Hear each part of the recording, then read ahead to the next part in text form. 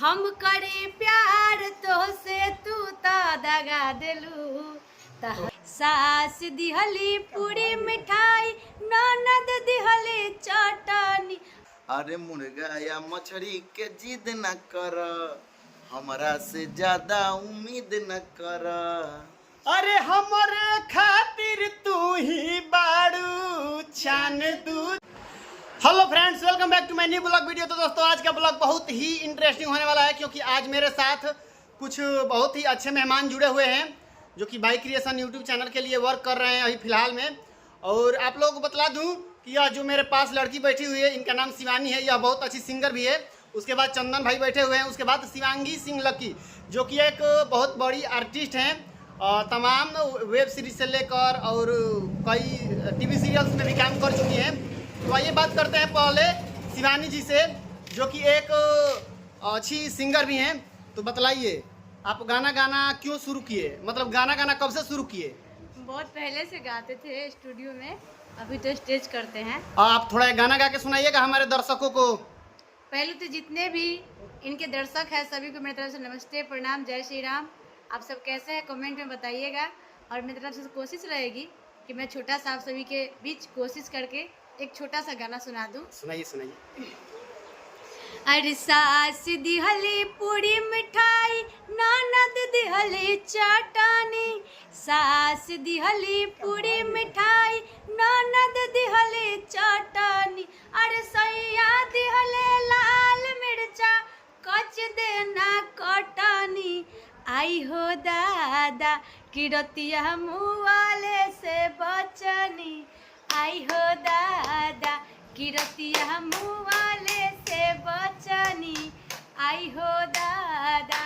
और सरवन जी के लिए एक सैड सॉन्ग, क्योंकि सब लोग इनको जो शांति कलर है उस पर लोग थोड़ा सा कमेंट करते हैं। ऐसा नहीं होना चाहिए। इनके लिए वो गाना और रुकिए, और दोस्तों देख सकते हैं हमारे साथ अमित भैया भी जुड़ चुके हैं। तो अभी हम सरवन के लिए एक गाना गाएंगे जो अभी शूट करेगा। सरवन ही इस फील को समझ सकता है। पहले आप सुनाइए जो हमारे लिए गाना सुनाने वाली थी। नहीं हो सुना नहीं, पहले ये एक सुनाने वाली थी। अमित जी सुनाएंगे अभी सबसे पहले। सुनाइए सुनाइए आप पहले। लागल भगिया अगिया, हमारा गला लगा हुआ है। सरवन के लिए वो गाना है माई जिए नहीं दिही कैसन प्यार बाटे रे। अरे अरे इनके खातिर दिन भर रोवत होई, रात भर सोवत होई रे। ए माई हो कवने कसूर भइली बेटा के रुअलू। सरवन का अरे यार भक्ति ट्रैक पे चले सरवन के लिए वो गाना है। हम समझ रहे हैं आप कहाँ से गाना गा रहे हैं। आपका अभी शक्ल किसके तरह मिल रहा है पता है? प्रीति जिंटा की तरह इस एंगल में। हाँ, किसके तरफ भैया? हाँ, प्रीति जिंटा की प्रीति जिंटा। प्रीति जिंटा एक अब हीरोइन है। देखिए हम शिवानी से प्रीति चिंता हो गए। आप एक सैड सॉन्ग गाने वाली थी हमारे लिए। अच्छा, आपके जीवन में कोई लड़की है ना, हाँ, तो अगर इसीलिए आप हम गा रहे हैं। अरे इनके लिए सुनिए, जो भी हो इनका पता नहीं, पर जो आए आपको कलुआ समझ के ललुआ बना के चला जाए, तो आप एक ही बात बोलिएगा, पता है क्या? क्या?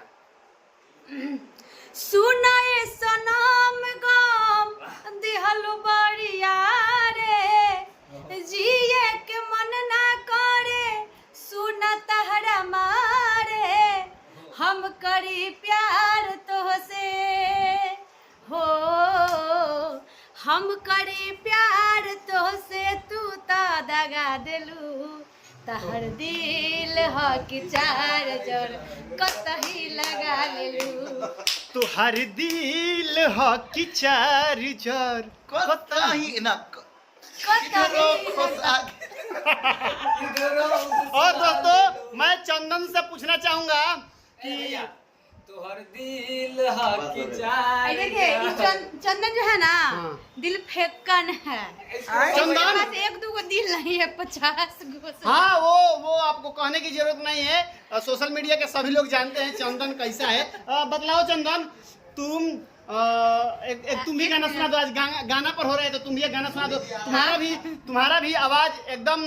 बैठिए ना बैठिए ना, गाना गाने के लिए नहीं हमको चाहिए। डर भी लग रहा है। हम तुमसे तुम्हारा आवाज बहुत अच्छा प्यारा है, गाना सुनाओ। गाने नहीं आते भाई। कुछ भी एक लाइन गाओ ना, दाल भात भुजिया, ए, चना। मुर्गा मछली से काम ना चलेगा ना भाई। ए किंग भैया रुक ना। एक गाना हम गाते हैं, हाँ। किसी को बुरा लगेगा तो उसको मैं कुछ नहीं। ठीक है, गाइए गाइए। सखी कड़िया ना ना दोस्तों देख सकते हैं चंदन भाई बहुत अच्छा गाना गाए हैं। उसके बाद मैं सिंह के पास लेकर चलूंगा कैमरा, और आपको हमारे वीडियो में बहुत बहुत स्वागत है। बहुत बहुत शुक्रिया। तो आप गाना गाइए। थिएटर आर्टिस्ट के साथ साथ काफ़ी टीवी सीरियल्स में भी काम कर चुकी हैं, और आपका अनुभव काफ़ी बड़े लेवल का है। उसके बावजूद भी मैं चाहता हूं कि आप एक छोटा सा प्यारा सा अपने अंदाज में एक गीत हमारे दर्शकों को सुना दीजिए। जीजा जी गाना नहीं आता है जीजा जी। चलिए कोई बात नहीं, कोई नहीं तो साथ में गाएंगे, साथ में गाएंगे। हाँ, साथ में शिवांगी और शिवानी दोनों लोग आइए। बीच में मैं मेरे लिए गाएंगे ये दोनों। जाता रुमाई के दर्शन तू करे, काहे के लगलू हसजे सवारे। जाता रुमाई के दर्शन तू करे, काहे के लगलू हसजे सवारे। रील बनी मंदिर के गेट पर जीजा, वीडियो बना के डालब नेट पर जीजा, बुलेट पर रुकिए रुकिए रुकिए रुकिए रुकिए। ए हाँ। एगो दर्द भरा सॉन्ग आप भी एक गाइए ना। नॉर्मल में। हाँ, बहुत दर्द गला भरा। लगा हुआ है। अभी आप मतलब नॉर्मल ए, दाल भात भुजिया गा दीजिए ना, ऐसा ही अपना अपना ये गाना। मुर्गा मछली से काम ना चली अरे सीसी भरल ना, मुर्गा है गाइए ना। अरे सेंट ढड़कवलू हई देह गम कवलू ए धनी। बहुत गाइए आप। और आपका ये गाना, आपका ये वाला गाना, अरे मुर्गा या मछली से काम ना चली। जिद ना करे। अरे मुर्गा अरे हाँ। या मछली से जिद ना, अरे मुर्गा या मछली के जिद न कर, हमरा से ज्यादा उम्मीद न कर। अरे हमारे खातिर तू ही बाड़ू चान दूजिया, अरे चान दूजिया। अरे जाए बलम बारह सफा टूटा पुजिया, हमके खियावेला दाल भात भुजिया। अरे जाए बलम बारह सफा टूटा पुजिया। हमके खियावेला दाल भात भुजिया। ये मेरा गाला बैठा हुआ है, इसलिए हम कटल बांस की तरह गा रहे हैं। ये गाना किस चैनल पर दर्शकों को सुनने को मिल बीसी सकता है? म्यूजिक पे है, सॉन्ग जाकर सुनिए। सरो भाई। अभी उनसे गाना गवाने के लिए आप आए, एकदम जैसे कि बेटी विदाई पर आई ऐसा मतलब रुआई वाला वाला song हाँ, होता ऐसा है, कि- एकदम नॉर्मल ऐसे गाना गाइए कि आप रोते रोते गाए, रोते रोते हंसना सीखे।